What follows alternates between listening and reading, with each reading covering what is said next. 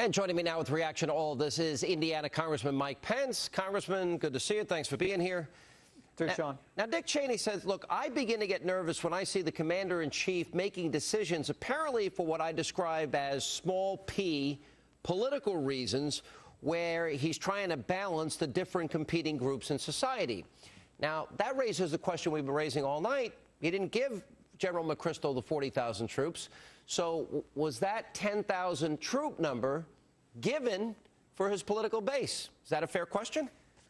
Well, I think it is a fair question, and it's one that we intend to bring up with Secretary Gates and Secretary Clinton when they come before the Foreign Affairs Committee tomorrow, Sean. It is a policy, though. I think John McCain said this well earlier, and I agree with them. I think it's important that we support the president's decision to surge forces in Afghanistan, even at the level that he's calling for them. I think it's incumbent upon those of us in Congress who've supported the war in Afghanistan from the beginning to get the president's back on that. But there really are profound questions about why all the weight here, if in effect the president essentially endorsed most of what General McChrystal was calling for. Why did we take 3 months? To former Vice President Cheney's point, why the delays, why the 9 separate meetings at the White House?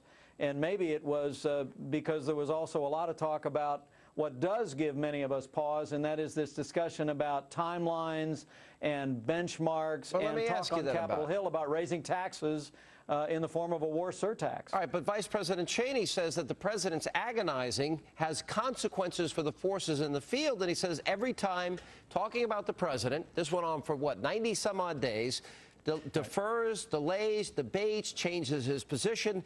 It begins to raise the question, is the commander-in-chief really behind what they're being asked to do, especially with the timeline question that you just mentioned? Well, it's really, yeah, I think to your point, the run-up to this decision, 3 months of meetings at the White House and deliberations, and now this, what appears for all the world to be a fairly loose but an artificial timeline for withdrawal beginning in July 2011 just doesn't send the kind of message that was the backdrop to the surge that worked in Iraq. Now, I know that the president, as a candidate, opposed the surge. I know that candidate Barack Obama said that the surge in Iraq would actually make matters worse. Tonight was as close as he's ever come to acknowledging a surge strategy was successful.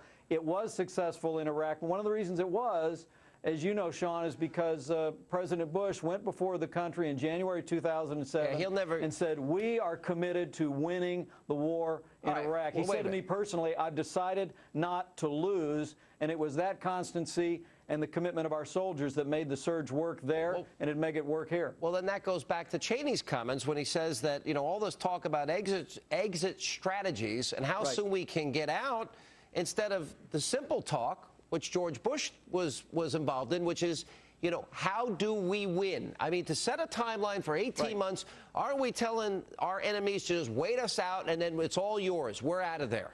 Isn't that what he's saying? Well, yeah, absolutely. I think telling the enemy when your commitment to win will run out is a prescription for defeat. And I really do believe and again, you remember in the last Congress, gosh, I think the Pelosi Democrats tried to pass artificial timelines for withdrawal from Iraq about a dozen times. We're ready for those battles again. I think the president was right tonight when he said that nexus between Pakistan and Afghanistan represents a threat to the world. That means it ought to be worth more than an 18-month commitment by the United States. We ought to say we're in it to win it. I might surprise you, Congressman. I want to applaud the president tonight in one regard. He didn't accuse our troops of air raiding villages and killing civilians. So that's a bit of progress, in my view. Anyway, good to see you, Congressman. Appreciate you being here. And coming up, Let Not Your Heart Be Troubled, our great American panel is next. I hear voices.